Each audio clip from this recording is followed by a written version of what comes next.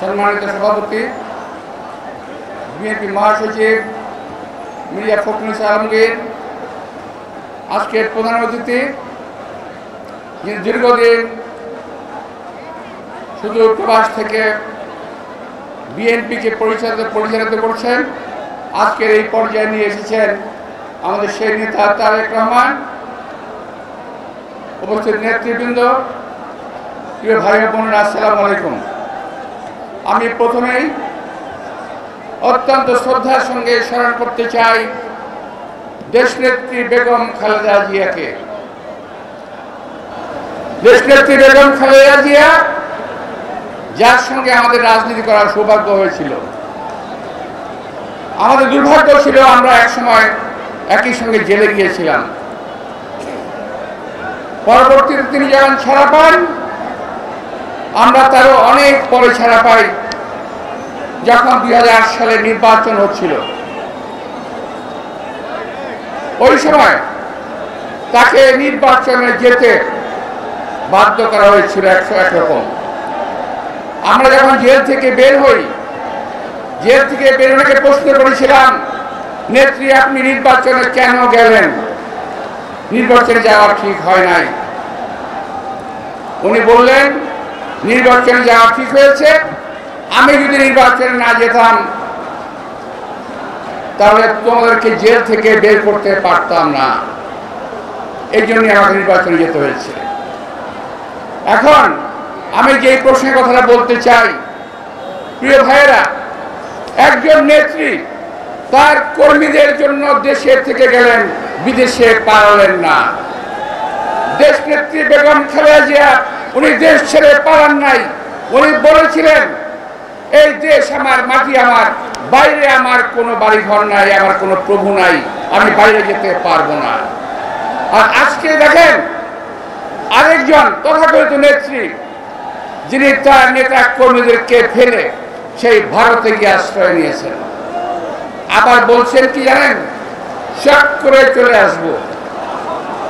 আমাদের বাংলাদেশের জনগণ আপনার অপেক্ষায় আছে, কারণ আমাদের নেত্রীকে আপনি দীর্ঘদিন জেলে রেখে মৃত্যু শয্যায় ফেলে দিয়েছেন। আমরা আপনাদেরকে এতদিন জেলে রাখবো না, আমরা শুধু বিচার করব। এই দেশের জনগণ আপনার বিচার করবে। এই দেশের মানুষের হত্যার, খুনের, এই যে আমরা মঞ্চে যারা আছি, মঞ্চের বাইরে আছেন, বিনা দোষে আমরা মাসের পর মাস জেল খেটেছি, তার বিচার আমরা ইনশাআল্লাহ করব। প্রিয় ভাইরা, সর্বশেষ এই কয়েকদিন যাবৎ বেশ কিছু তারকা গ্রেপ্তার হচ্ছেন, আপনারা দেখেছেন না? বেশ কিছু গ্রেপ্তার হচ্ছে। আওয়ামী লীগের তথাকথিত নেতৃবৃন্দ, আওয়ামী লীগের চামচা বৃন্দ গ্রেপ্তার হচ্ছেন। তারপর যখন সুযোগ পেয়েছে মানুষ, যেখানে পেয়েছে সেখানেই গণপিটুনি দিয়েছে। আপনারা খেয়াল করেছেন না? এটা জেলখানায়, রাস্তায়, যেখানে পেয়েছে গণপিটুনি দিয়েছে। আমি আজকে অত্যন্ত আল্লাহর রহমতে, আল্লাহর সাহায্য কামনা করে এই কথা স্পষ্টতই বলতে চাই, এই মঞ্চে আমরা যারা আছি, আমাদেরকে গ্রেপ্তার করেছিল, বারবার গ্রেপ্তার করেছে। এই 17 বছরে কমপক্ষে 34 বার গ্রেপ্তার হয়েছে ভাই। অফার, যে কোনো ব্র্যান্ডের পুরনো ফ্রিজ নিয়ে চলে আসুন ভিশন শোরুমে আর নিয়ে যান নতুন ভিশন ফ্রিজ 20% পর্যন্ত ছাড়। কই আমি যখন গ্রেপ্তার হই, আমাদেরকে যখন জেলে নেয়, আমাদের যখন কোর্টে আনে, মির্জা ফখরুল ইসলামকে যখন কোর্টে আনে, যখন আমাকে কোর্টে আনে, যখন আমার নেতৃবৃন্দকে কোর্টে আনে, সবাই তো ফুল দিয়ে বরণ করেছে আমাদেরকে সাংবাদিক ভাইরা বলে, আব্বাস ভাই হাত দেখান, হাত দেখান। আমরা হাত দেখিয়েছি, আমরা বীরের মতো গিয়েছি জেলের মধ্যে, জেল থেকে বীরের মতো বেরিয়ে এসেছি। আজকে ওরা কেন মার খাচ্ছে বলেন তো ভাই? কেন মার খাচ্ছে? মার খাচ্ছে এই কারণে, আমার নেত্রী গণতন্ত্রকে ভালোবাসেন, আমার দল গণতন্ত্রকে ভালোবাসে। যখন সময় হয়েছে এই পল্টনে মিটিং করে দেশনেত্রী বেগম খালেদা জিয়া 1996 সালে ক্ষমতা হস্তান্তর করেছেন, তিনি তো ক্ষমতা হস্তান্তর না করলেও পারতেন, তিনি তো হাসিনার মতো ক্ষমতা দখল করে থাকতে পারতেন, কিন্তু তিনি ক্ষমতা হস্তান্তর করেছেন কারণ তিনি গণতন্ত্রে বিশ্বাস করেন।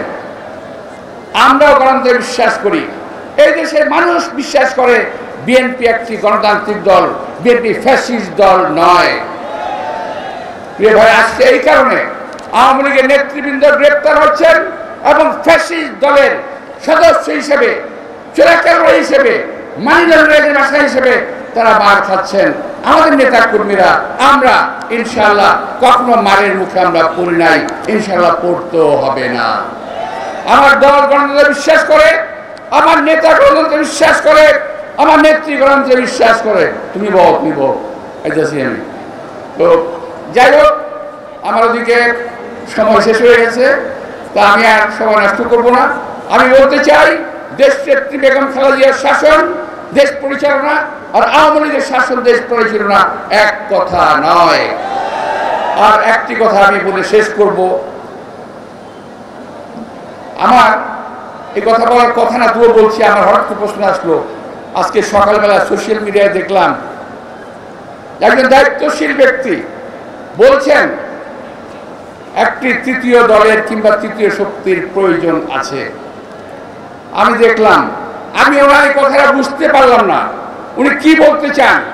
ওই জায়গায় বসে, ওই অবস্থানে বসে ওনার মতো ব্যক্তি এই কথাটা কি করে বলেন। আমি কিছু বলবো না, আমি শুধু বলবো জাতির সামনে আপনি আপনার এই বক্তব্যের ব্যাখ্যাটা দয়া করে তুলে ধরবেন, নইলে জাতির মনে সন্দেহের সৃষ্টি হবে। আমাদের নেতা বিএনপি মহাসচিব বারবার বলছেন আমরা আপনাদেরকে সময় দেব, যথাযথ সময় দেব, আমরা প্রয়োজনীয় সময় দেব। তার অর্থ এই নয় যে আজীবন আপনাদেরকে আমরা সময় দেব, এই কথাটা মনে ভুললে হবে না। কিন্তু আপনার ওই বক্তব্যে মনে হচ্ছে আপনারা ওদের আজীবনী ক্ষমতায় থাকতে চান। সেই চিন্তা করবেন না, সেই দুঃশাসন, সেই দুশ্চিন্তা করলে কিন্তু ভুল চিন্তা করবেন, করেন না। 1000 রাজনৈতিক দল করেন, কোনো অসুবিধা নাই, কিন্তু এই জায়গায় বসে যে কথা বলছেন এই কথাটা শোভনীয় নয়। আপনি দয়া করে জনগণের সামনে আপনার কথার, আপনার বক্তব্যটা স্পষ্ট করবেন আশা করি। আপনাদের সবাইকে আন্তরিক শুভেচ্ছা এবং ধন্যবাদ জানিয়ে বক্তব্য শেষ করছি। খোদা হাফেজ। বাংলাদেশ জিন্দাবাদ, দেশনেত্রী বেগম খালেদা জিয়া জিন্দাবাদ, তারেক রহমান জিন্দাবাদ, বিএনপি জিন্দাবাদ। আসসালামু আলাইকুম।